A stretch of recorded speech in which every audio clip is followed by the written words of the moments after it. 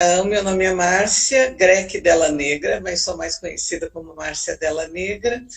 Eu tenho 71 anos de idade, sou psicóloga com uma formação inicial, mas aos 42 anos eu encontrei o que efetivamente era a minha missão de vida e foi o trabalho com a biografia. Isso mudou totalmente o meu caminho, me deu um outro significado para o trabalho que eu já fazia como psicóloga e foi um presente. É como se eu tivesse vivido uma vida até os 42 anos e uma outra vida depois dos 42 anos de idade. Eu sou casada com o mesmo marido há 45 anos, foi meu colega de faculdade, fizemos os dois a faculdade de psicologia juntos. Tenho uma filha, Maíra, que também é psicóloga, que tem 2 filhos, então eu tenho 2 netos por parte da minha filha mais velha, Maíra, e tenho uma filha, Laura, que é uma fisioterapeuta, que não é psicóloga, mas que nasceu no dia 27 de agosto, portanto, amanhã, que é o dia dos psicólogos. Então, a família se fecha dentro desse contexto, né? E quase que E, na deu para verdade, você falar no Dia dos Psicólogos também, né? quase que deu. Mas agora, como eu já dei um passo além da psicologia, digamos assim, foi muito bom poder falar hoje com vocês, né? Bom, então eu queria contar um pouquinho a história de como surgiu esse trabalho com a biografia no mundo, na verdade, né? Esse trabalho surgiu a partir de um impulso da doutora Gudrun Burkhardt é o nome dela, e do marido dela, o segundo marido, Daniel Burkhardt, né? Porque os dois tiveram conhecimento de um livro que foi um best-seller no século passado, a gente pode falar, porque esse livro foi lançado na década de 70, mais ou menos, que era um livro de um autor, Bernard Leavigood, que falava sobre as fases da vida. E Gudrun e Daniel ficaram tão interessados com isso que resolveram ir para a Europa. Os dois têm uma origem europeia, né? Ir para a Europa e na Europa então fazer estudos com Bernard Leavigood e depois disso é que os dois começaram a trazer e desenvolver no Brasil aquilo que a gente chama de trabalho biográfico.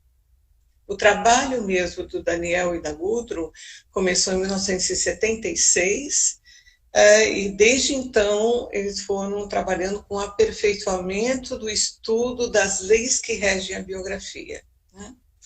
Então, essa história tem muitos desdobramentos, porque começa em 1976, primeiro Gudrun, que é uma médica, que durante muitos anos ela trabalhou com uma medicina tradicional e depois ela fez a formação em medicina antroposófica. E ela, tendo feito a formação em medicina antroposófica, ela acreditava que poderia cuidar muito melhor dos seus clientes em função das doenças recorrentes que eles apresentavam. E, de fato, os clientes apresentavam certas melhoras, mas as melhoras não se mantinham. E não se mantinham, e ela começou a se perguntar por quê. Foi aí que ela teve esse contato com Bernardo Leavigood e ela viu que a gente tinha que tratar outros aspectos da vida de uma pessoa que não podiam ser tratados com medicamentos, mas podiam ser tratados de uma outra forma, ou seja, olhando para a história de vida da pessoa, né? Olhando para a biografia. Bio é a vida, grafia é a escrita da vida, né? Cada um de nós tem uma biografia, tem uma história de vida, e a gente pode dizer que a nossa biografia é, de fato, a nossa obra-prima.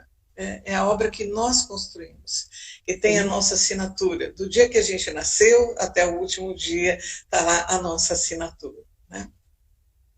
Bom, algo que vocês gostariam de comentar? Eu Eu já posso estou continuar? envolvida.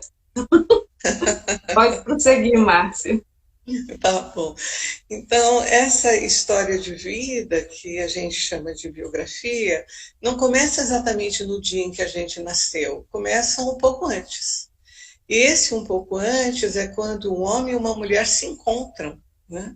E para um homem e uma mulher se encontrarem, a gente pode cada um olhar para a sua própria história de vida e pensar da onde vieram os meus avós, onde meu pai e minha mãe se encontraram, porque tem famílias que o pai e a mãe se encontraram desde pequenininhos e foram amiguinhos de escola, ou depois se reencontraram no colégio, e depois resolveram se casar, e que sempre viveram no Brasil, sempre numa mesma região. Mas se a gente começar a pesquisar, a gente vai ver que tem muito movimento que aconteceu na Terra, até que um homem e uma mulher pudessem se encontrar e aí criar o espaço para onde cada um de nós pudesse ter nascido, né? Então, na minha história pessoal, como eu disse que eu tenho uma parte mineira, de fato, a minha mãe nasceu em Santa Luzia, em Minas, o nome dela era Luzia, né? E meu pai nasceu em São Paulo. Minha mãe descendente de índio com português e meu pai descendente de italianos que vieram da Grécia para a Itália. Então, gente, até que os dois tivessem se encontrado, a gente pode dizer que muita água correu por debaixo da ponte. E aí, ainda bem que se encontraram e que eu pude, assim como minhas irmãs, encontrar um ninho onde eu pudesse ter nascido. Mas a nossa história começa... A gente pode dividir a nossa história de vida em setênios, de 7 em 7 anos, começa e, na verdade, a gente não tem muitas memórias no começo da vida, né? No começo da vida nos contam, nos falam a respeito de nós, né? Dizem como a gente era, como era esse bebê e depois como foi se desenvolvendo. Mas a partir de um determinado momento a gente começa a ter as próprias memórias. E essas memórias são por volta dos 3 anos de idade. Pode ser um pouco antes, pode ser um pouco depois, depende de uma série de coisas, né? Mas nesses primeiros 7 anos, a gente está totalmente mergulhado nessa infância, na família. A gente diz que existem alguns momentos bastante especiais, e um momento especial nessa primeira fase são os 7 anos, quando a gente começa a perder os dentes. E aí a natureza diz, está na hora dessa criança aprender a ler e escrever. Muito embora na nossa educação atual a gente pensa, bom, vamos começar aos 4, porque assim tem uma vantagem quando entrar na faculdade, está tão longe que a gente podia deixar as crianças em paz até os 7 anos, e aos 7 anos elas estão prontas, então, para poder aprender a ler e a escrever. E a vida segue de 7 em 7 anos. E a cada 7 anos a gente tem um impulso de, digamos, de desenvolvimento, um impulso que faz com que a gente passe daquela fase da vida para uma outra fase em que outras coisas começam a surgir e começam a mobilizar o nosso desenvolvimento. São fases que a gente estuda do nascimento até os 63 anos de idade. Não é porque depois dos 63 a vida não tem importância, não tenha nada de novo, pelo contrário, é depois dessa idade que a gente fica mais criativo, mais livre ainda, mas as leis que regem a biografia humana, elas atuam do nascimento até mais ou menos os 63 anos de idade, e depois nós estamos livres, por isso pode ser um período da vida muito bom e muito produtivo. A gente pode ter sido uma criança muito séria. Eu, pessoalmente, fui uma menina muito séria, muito circunspecta, muito fechada. Mas agora, nessas fases mais tardias da vida, eu prefiro ser mais sapeca, mais brincalhona, mais divertida, menos séria, menos circunspecta, né? Mas o que mais eu poderia contar a respeito da biografia? O que vocês teriam curiosidade de saber? Qualquer pessoa pode fazer o processo biográfico, Márcia? Tem idade? Tem alguma restrição? Sim, tá. Claro, tem, assim, qual é a melhor idade para a pessoa fazer uma retrospectiva da biografia? E retrospectiva da biografia é eu fazer, olhar a minha biografia desde o momento em que eu tenho a minha primeira memória até chegar ao momento atual. A melhor idade para fazer isso é a partir dos 28 anos de idade. E aí vocês vão me perguntar, mas por que a partir dos 28 anos de idade? Porque é a partir dos 28 que um ser humano, de fato, é um adulto. Adulto no sentido total da palavra. todas as qualidades, todos os talentos, todas as intenções que ele trouxe para o mundo, aos 28 anos, isso tudo está pronto. A gente já tem a própria experiência de vida, a gente já fez os seus embates, já viu no que a gente é bom, no que a gente não é bom, no que a gente é capaz de sustentar e o que a gente não é capaz de sustentar.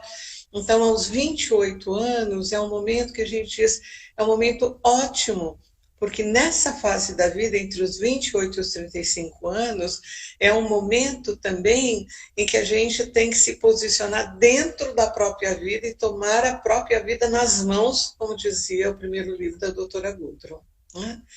Então, quando eu já tenho experiência, quando eu já realizei algumas coisas na vida, esse pode ser um momento ótimo. Mas sempre existe o mas, as regras elas existem para que a gente possa também olhar para elas e ver quando elas se aplicam. Em algumas situações, especialmente em situações que a pessoa tem alguma doença recorrente, a gente pode fazer algumas conversas com base na biografia que também auxiliam muito as pessoas a passarem por situações mais densas e dramáticas da própria vida. Então, eu não diria nunca antes dos 21 anos, nunca antes dos 21 anos, de preferência depois dos 28 anos. Existe desculpa? E depois, eu já fiz retrospectiva biográfica de pessoas com 70 anos, com pessoas com 80 anos. Não tem um momento que você diga, não, agora não precisa mais fazer. É sempre útil fazer, é sempre muito bom fazer. Porque uma coisa é eu ter vivido a minha biografia, sabe? Ela está dentro de mim.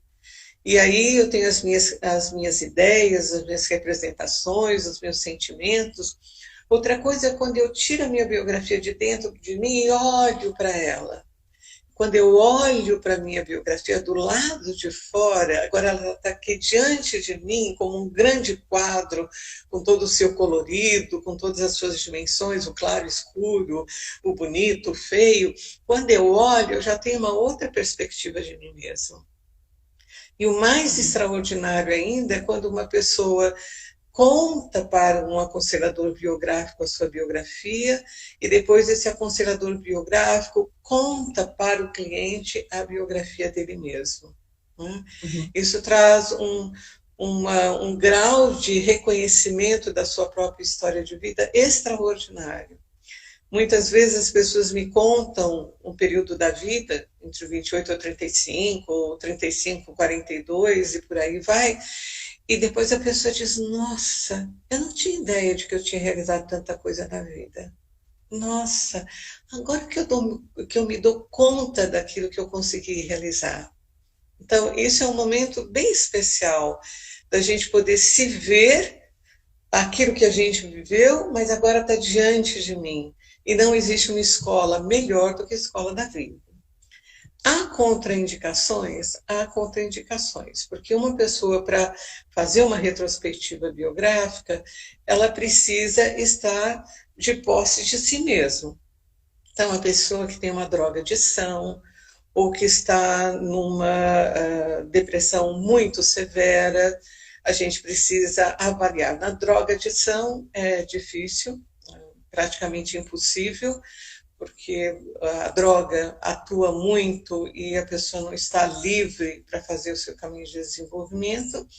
E as pessoas que estão em estados depressivos, a gente tem que avaliar, sempre ajuda, mesmo uma pessoa no estado depressivo, mas avaliar se a pessoa naquele momento tem condições de dar sustentação a um processo que é profundo, que é intenso, que leva a muitas descobertas, né? Então, isso precisa ser avaliado antes de se poder fazer uma retrospectiva biográfica nessas condições. Tá? Então, a gente pode... pode perguntar. Temos uma pergunta aqui. A senhora já explicou mais ou menos um pouco da motivação de se fazer o aconselhamento biográfico. Tem uma parte forte aí de autoconhecimento. E a pessoa perguntou se tem algum processo de cura nesse processo de aconselhamento biográfico. Quando elas recorrem, né? Por quais motivos? A pergunta é por quais motivos a pessoa recorre ao processo biográfico? Aí ela coloca autoconhecimento ou por cura. Tá. As duas coisas. Né? A gente pode dizer que o autoconhecimento pode nos levar a muitos processos de cura. Então, eu vou dar um exemplo da minha própria biografia, porque eu fico à vontade, então, de poder compartilhar. Durante a minha infância, a minha primeira infância, eu tive um episódio na minha biografia que eu perdi totalmente a confiança na minha mãe. E por uma situação completamente boba, a gente pode dizer. Nós estávamos mudando, eu estava no colo da minha mãe, e aí uma amiguinha foi lá, mexeu nos nossos brinquedos, pegou um, eu avisei minha mãe estava ocupada com a mudança, com as coisas, não deu importância. E isso provocou em mim uma desconfiança, se ela daria conta, se eu podia confiar nela, né? É óbvio que isso vem dentro de um trabalho que eu fiz durante muitos anos com relação à minha própria biografia. Mas o fato é que isso levou com que eu tivesse uma certa desconfiança, um afastamento com relação à minha mãe. Até que um dia, trabalhando pela milionésima vez com essa mesma cena, eu me dei conta de por que eu estava no colo da minha mãe. Se eu tinha 5 anos de idade, eu tinha uma irmã de 3, que era menor do que eu, porque eu estava lá. Não é? E depois eu pensei, se fosse a minha irmã mais velha, o que ela teria feito? Como ela era colérica, seguramente ela teria ido lá e arrancado o brinquedo da mão da menina. A minha irmã mais nova teria aberto um berreiro, teria chorado e a menina não teria levado o brinquedo. Eu falei com minha mãe estava ocupada, mas eu não fiz nada. Então, esse é um processo de cura, quer dizer, cura na compreensão de que tem coisas que aconteceram na minha vida que dizem respeito a mim e não ao outro. Né? E tem coisas de que eu preciso perdoar a mim mesmo por ter rompido com minha mãe, isso é perdoar a mim mesmo por isso, mas também eu vejo quanto isso foi útil para mim e que nada foi culpa da minha mãe. Como eu aprendi desde muito pequena a me cuidar, a me virar. Sabe? Não ficar esperando que ninguém fizesse algo por mim, mas que eu fizesse algo por mim mesma. Então, aquele meu gesto de ficar no colo e não fazer nada se transformou ao longo da minha vida de faça você. Você pode fazer por você e não ficar esperando. Então, a cura vem no sentido da gente compreender o nosso próprio caminho, compreender que certas circunstâncias que ocorreram na nossa vida foram circunstâncias que aparentemente foram tristes, mas que desenvolveram certas forças em mim. Durante muitos anos eu trabalhei só com pacientes de câncer.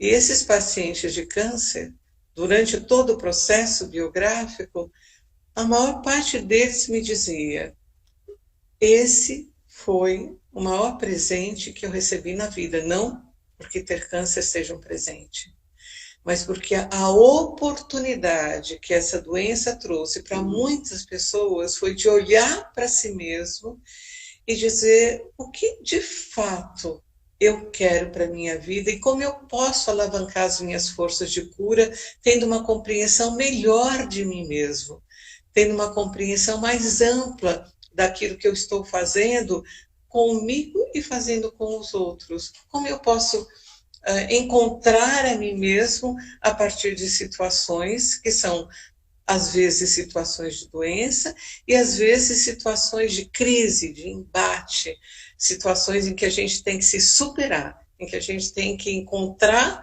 as nossas próprias forças que a gente não encontraria se a gente não tivesse entrado naquilo que aparentemente é um beco sem saída, mas todo beco por onde eu entrei é o lugar por onde eu saio. Alguma pergunta mais? Bonito isso que você falou. Para mim, Tati, a vida é uma escola. E essa história de que beco tem saída, eu aprendi com um motorista de táxi em Portugal. Eu estava em Portugal, peguei um táxi, eu e meu marido, e o motorista, e eu falei, olha, o senhor não entra naquela rua ali, não, porque aquela rua não tem saída. Ele disse para mim, senhora, aqui em Portugal, todas as ruas têm saída. Eu falei, aquela não tem. Ele falou, claro que tem. Por onde a senhora entra, a senhora sai. Eu disse, oh, meu Deus. Isso é um aprendizado para a vida. Né? Simples, mas muito verdadeiro. Ô, Márcia, Sim. Hoje, muitas vezes eu ouço a pessoa falar assim, mas olhar passado para quê? Passado já passou, né? A gente não tira nada do passado. Eu acho que eu tirei tanta coisa, né? Eu cresci tanto com a minha biografia, com o meu passado, né? Eu falo assim, foram 4 anos de formação, mas assim, que me virou do avesso, né? E a gente ainda vê que tem tanta oportunidade de crescer, e cada hora eu resgato um ponto da minha biografia e trago, falo, gente, que maravilha poder reconduzir isso na minha vida, corrigir um hábito, né? Me fala um pouco disso, né? A gente não deve olhar para o passado, só para o futuro. Existe futuro sem passado, sem presente? Como é? Pois isso é uma coisa extraordinária, né? O ser humano aprendeu a conquistar todos os espaços. A gente já conquistou norte, sul, leste, oeste, já fomos para Marte, queremos ir para o Sol. Espaço é algo que o ser humano conquistou com muita maestria, mas nem sempre com muita sabedoria. Mas o tempo é algo que o ser humano ainda não sabe o que ele carrega. Então, eu vou trazer novamente uma situação da minha biografia. Eu sou filha de um médico, né? Meu pai era médico, e eu, quando tinha mais ou menos uns de 8 para 9 anos de idade, um dia eu estou sentada com uma coleguinha na rua, a gente brincava na rua, e no final do dia a gente sentava assim, esperando as mães chamarem para a gente jantar, né? E eu estou sentada com uma coleguinha e sobe um rapaz pela rua, e esse rapaz para na nossa frente e se senta no meio das duas, e ele conta a vida dele para nós, 2 menininhas de 8 anos de idade. Ele conta a vida dele para nós. E ele diz que ele bebe, e que a família, ele é casado, ele tem filhos, que ele sofre, que a esposa sofre, que a vida dele é muito sofrida. E ficamos as duas ali sentadinhas, ouvindo como 2 crianças que... O que é isso? Ninguém sabia.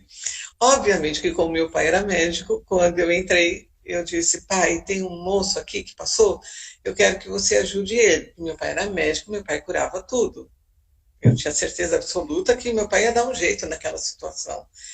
E o meu pai disse, minha filha, nessa situação eu não posso fazer nada. O que para mim foi bastante decepcionante. Como assim? Se ele que é médico, que pode fazer tudo, não pode fazer nada. E eu fiquei com isso, nunca esqueci, tenho 71 anos, nunca esqueci dessa história. O tempo passou. Quando eu tinha 12 anos, o meu pai então perguntou para nós, as filhas, que coleção de livros a gente gostaria. Então, a minha irmã mais velha escolheu Tesouros da Juventude, minha irmã mais nova escolheu O Mundo da Criança, eu escolhi a biografia dos grandes vultos históricos. Então, algo se mobilizou em mim, né, lá, aos 8, aos 12, e depois eu fui fazer faculdade de psicologia. Né?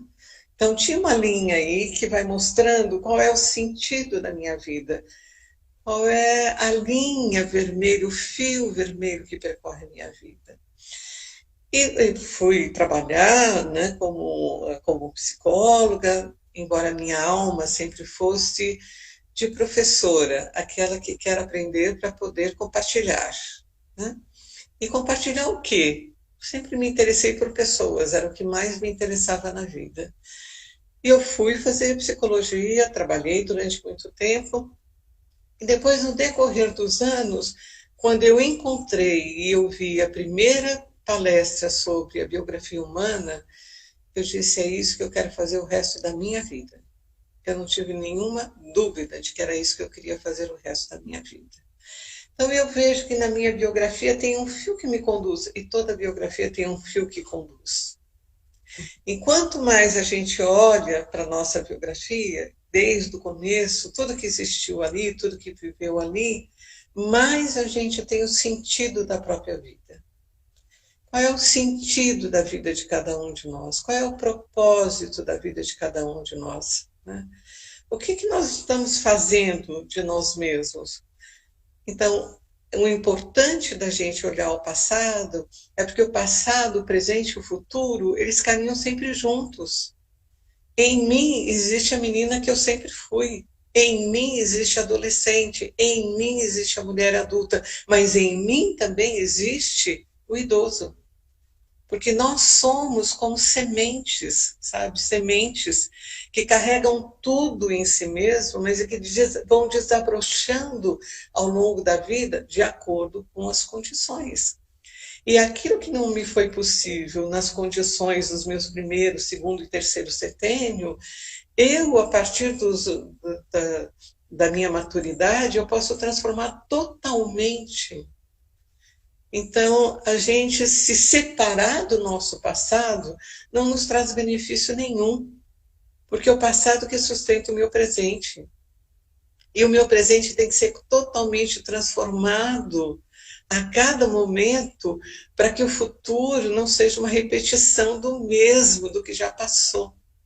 Então, muitas vezes eu recebo pessoas que dizem, mas a minha vida é uma vida sem sentido, porque eu estou fazendo o que eu não gosto, eu estou me desgastando fazendo aquilo que eu não gosto, mas para você se libertar, você tem que saber o que do passado está te aprisionando, porque o passado nos aprisiona, mas nós somos senhores do futuro. A gente pode construir o futuro que a gente quiser construir. Essa é a grande dádiva do ser humano. Uma roseira, por mais maravilhosa que seja, ela só vai dar rosas. Um leão, por mais poderoso que seja, ele sempre será um leão. O ser humano é aquilo que ele quiser ser. Então eu digo que a sua obra-prima começa por aquilo que você faz e transforma em você mesmo. E a gente precisa se libertar de muitas coisas do passado que foram boas e nos aprisionaram, ou que foram péssimas e nos aprisionaram também. Para que o futuro seja realmente a minha obra e não o resultado do meu aprisionamento.